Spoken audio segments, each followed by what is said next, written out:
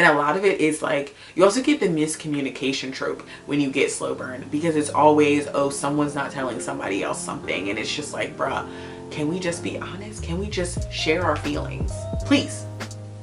Other than that, this was once again a really cute fluffy romance. In this video, I'm just going to share with you the books that I read in the month of February. This was the second to last book that I read in February. How many books total did I read? I'm just going to share with you the books that I read in the month of February and how I felt about them. Now honestly, I'm still getting the hang of doing videos about books because I'm what we call a mood reader. I tend to just read whatever I feel like reading in the moment. Like most of the time, like it's just books that come across my space or come across my Kindle, or that someone recommended to me. Most of the time that's what I do. So having like a physical list of, okay, this is what I'm going to read this month. I'm going to read this, this, and this. It kind of eludes me. But I'm going to do better with it in the future. So the first book I finished in February is this one by Sarah J. Roberts. It's called Woman Evolve. I literally finished this on the first day of February. I was trying to finish it in January, which like, I think I literally had like 20 pages left by the end of January. And I was like, oh, I think I'll just count it. But this was a nonfiction, and it's about overcoming your fears of like, the fear that just comes with you being a woman and having to, usually you have to build, like as a woman, you know, we're incubators, we take things and we make new things out of them. So if that comes certain like natural fears that you may have, or maybe unnatural fears as well. And what this book really does is it breaks down why you have those fears about your life and yourself, and then how you can overcome them to like face those fears and do what you were called to do and walk in your purpose. This was a really good book. It has some really good exercises in it that I intend to go back to, and I did like sit down with a book, like with my journal, and like go through and do the exercises. So it was like something to take away, you know, like I took something with me when finishing this book. So I rated it a 5-star. I feel like most non-fictions though, I rate 5 stars because my thing is I'm reading it for a purpose, and as long as it fulfills that purpose, it's gonna get a 5-star for me. So but this was also like funny. It had like really relatable stories within it. So I really enjoyed this book. The next book I finished in February is 7 Days in June by Tia Williams. I did really enjoy this book. But I didn't read it physically. I had the physical copy here, as you see, but I actually ended up listening to this book on audiobook through Libby. Yeah, I really did enjoy it. I enjoyed the Audible version. I enjoyed the book itself, the story. It is about these two lovely black melanated people here, and Shane, there we go, and they're both writers, and basically they had a fling as a young couple. They fell in love, and then they broke apart based off of like something that happens between them. They break apart, and as they grow up, they're actually writing each other in their books because they're both authors. So I thought that was a really cute concept. But then this also had some darker moments in it. I had heard a little bit about the book, and like some people said check the trigger warnings. Some people said, you know, this is a little dark. So it made me kind of look into it, or look at it as I went into it as, okay, this could be something that bothers me. And it wasn't super bothersome. Like it was like a heartfelt darkness, you know, like, and it was unfortunate, and it definitely made me sad. It like invoked emotion, but it wasn't terrible.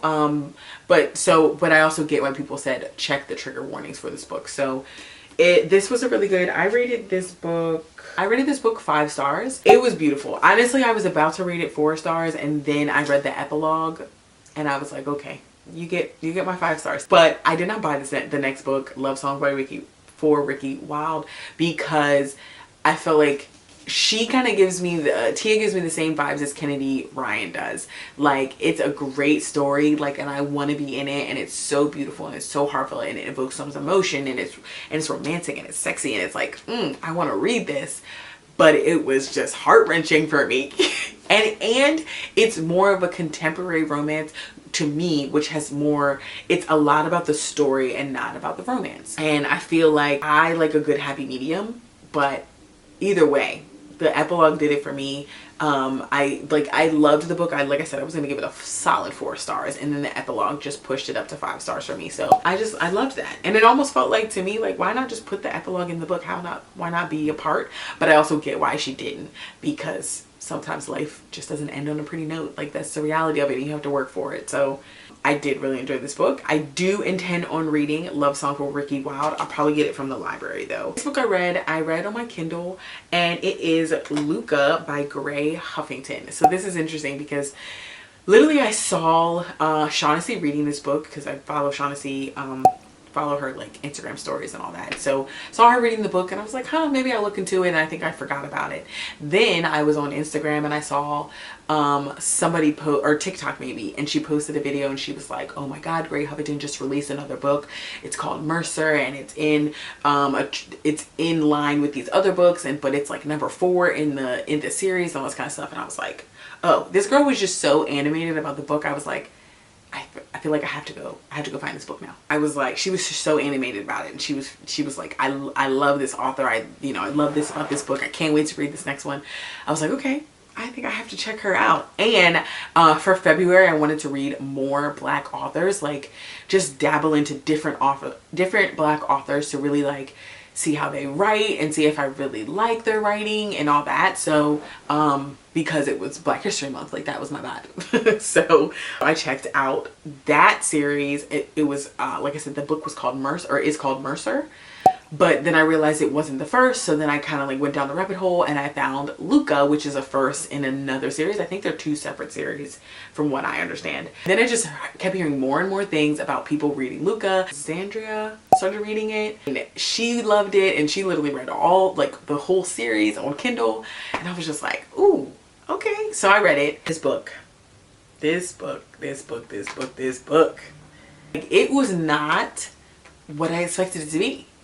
But it was a romance, and it was really good, and the story like hooked me from the first chapter. Like, I wanted to know more. I wanted to hear her story, and then I wanted to meet Luca. Like, honestly, I don't like men on covers, but this man is really fine on this cover. Like, and I needed to not be like this. Like, why why am I just, he's a man on a cover.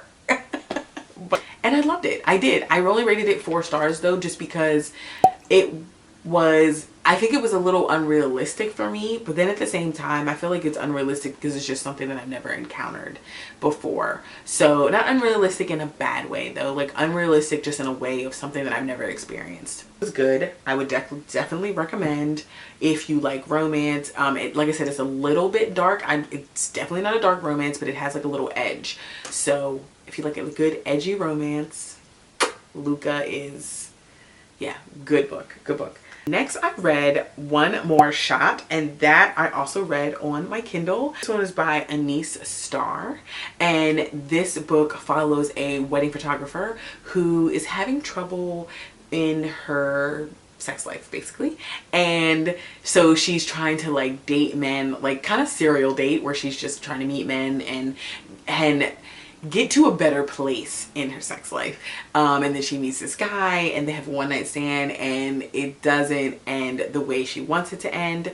Fast forward a couple years, she meets him again, and he's in a wedding that she is about to photograph.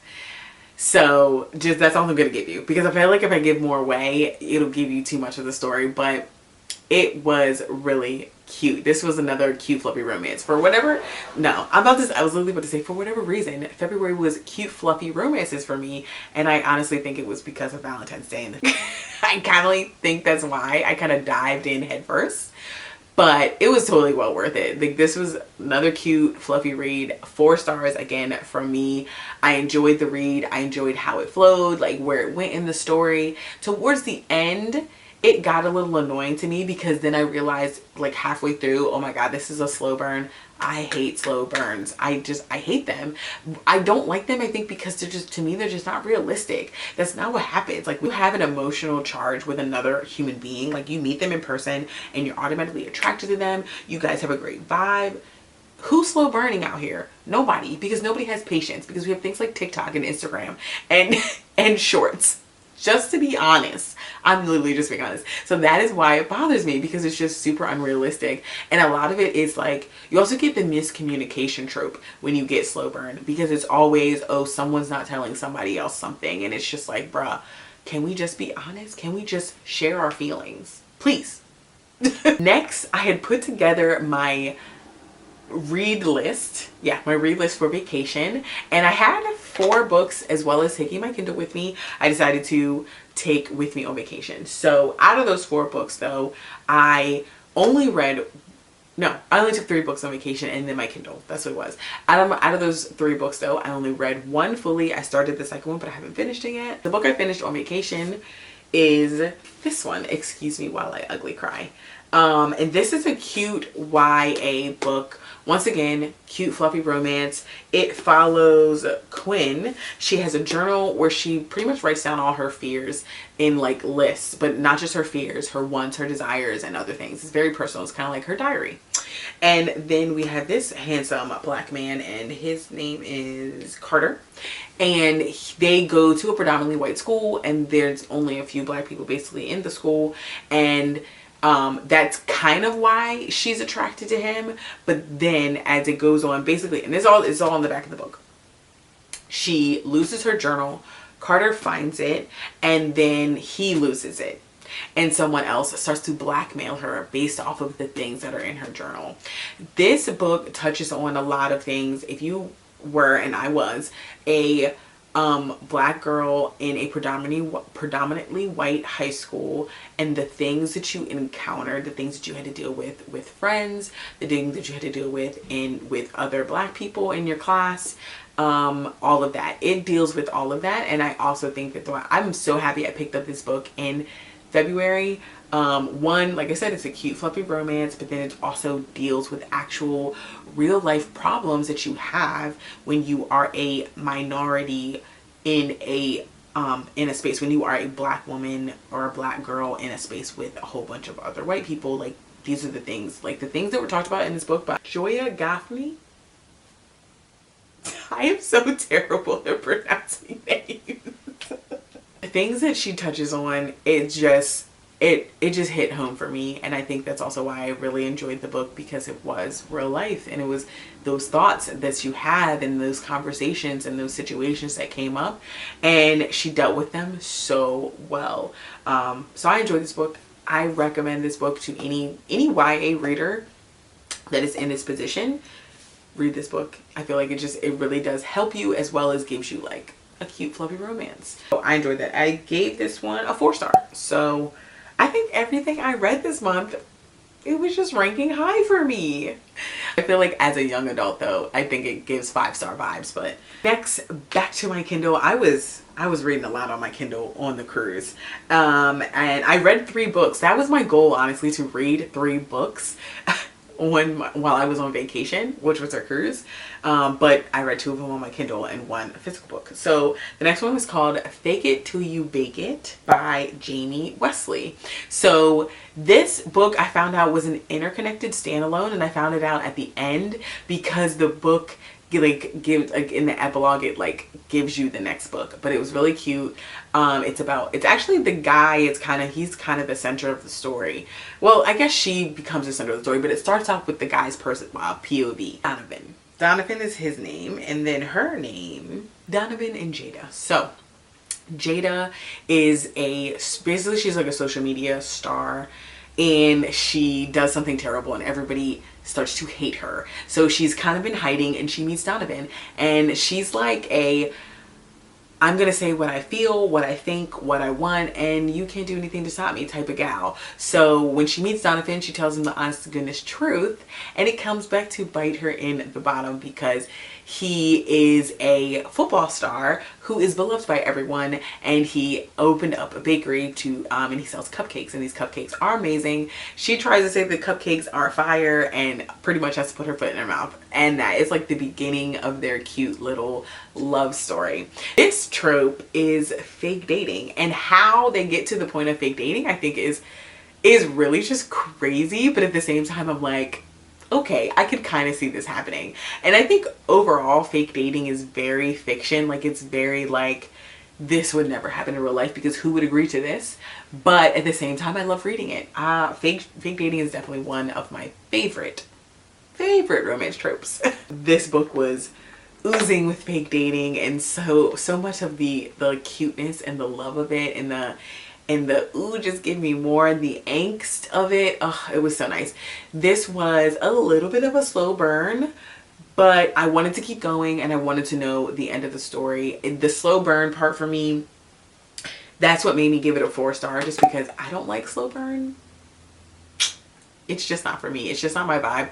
But that's the only reason why I gave it a 4-star. Other than that, I liked it. Oh, and also I feel like the writing towards the end got really drawn out. You know, when you're about to get to like the conclusion, right? We're going up to the top. We're about to get to the climax of the story, and the author draws it out even further. That bothers me to no end. Oh God, that bothers me.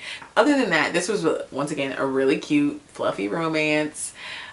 These two, they really couldn't stand each other, and then they end up needing each other, and that's how they end up fake dating.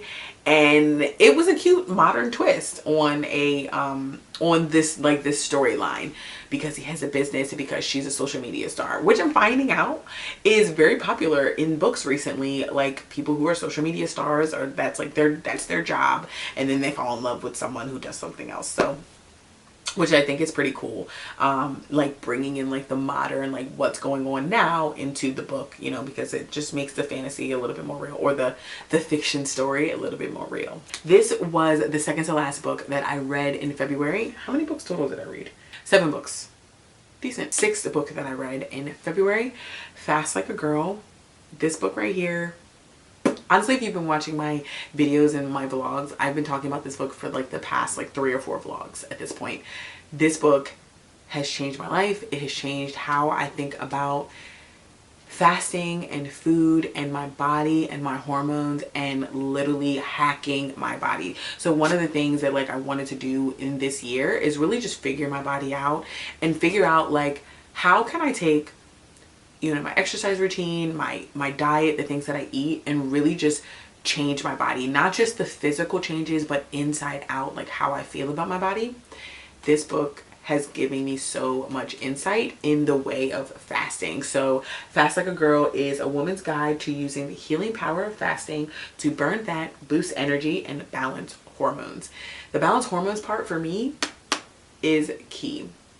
I was telling my cousin when I was reading this book, and I was like, when we were younger and people would tell us like, oh, she's just being hormonal, oh, she's got a lot of emotions because she's hormonal, it was such a negative vibe, right? Like, it was always such a negative thing to have hormones and to be a girl and to be emotional.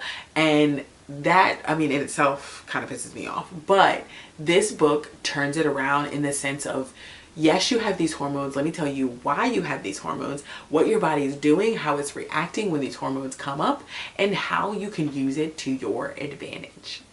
And honestly, I knew a little bit about this in the sense of like when I started exercising, and I knew that I needed to exercise so my period wouldn't be so terrible. And there was also points when I would have my period where my exercising or my lifting would be increased, and it's literally because of the hormones that are going on in my body at the time of my cycle. This book right here is a game changer for me. It is a game changer. If you are looking to, 1, lose weight through fasting, right here, to 2, understand your cycle and the hormones that are happening in your cycle in your body, this book right here.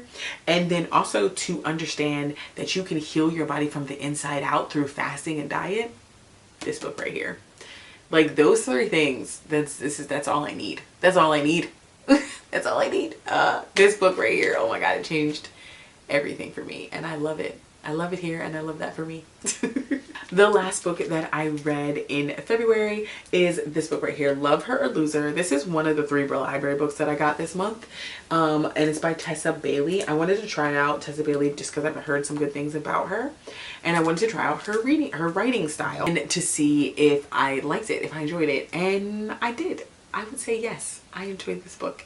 This book for me is a 4-star. This book, I want to give it a 5-star, but I'm going to say 4-star, and I'll tell you why. But this book is about Dominic and Rosie. And they're married.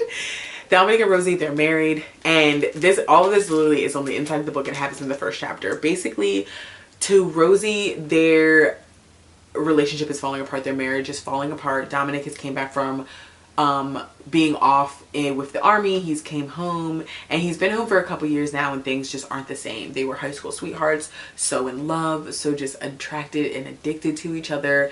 Just a beautiful relationship, just the way it was described. And then after he went away and he came back, things changed, and she can't get through to him. She feels like everything that she could do to get through to him, to make him see her, to make him go back to the times when they were planning together and living their lives together. And she's just broken down and so upset about it. She's like, I have to leave. I can't stay here anymore.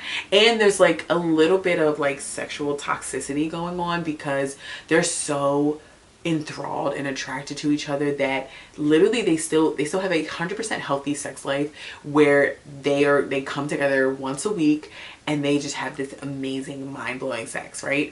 But then that's it. There's nothing. There's no lingering kisses. There's no I love yous. There's no in between that one time of the week. Nothing. And that also is breaking her heart. So she comes home from work. Like I said in the first chapter, this is literally what hooked me.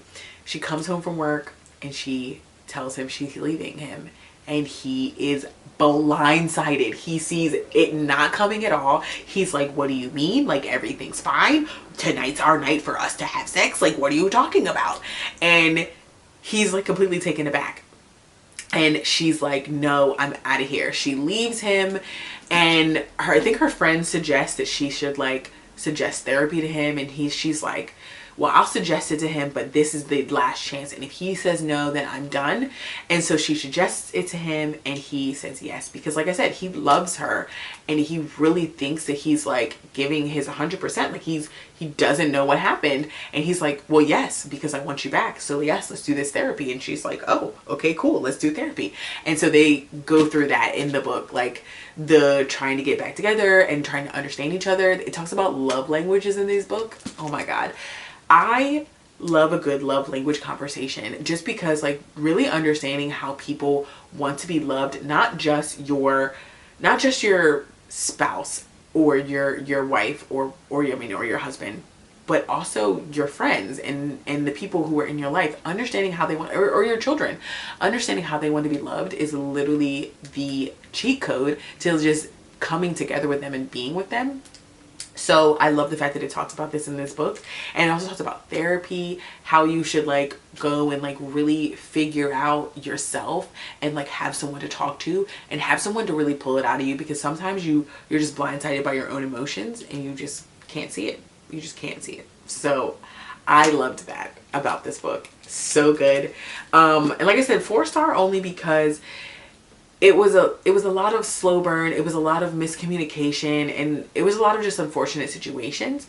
But I definitely recommend. Like I'm gonna say like a 4.75, 4.75, maybe only 5-star, because I would not read it again.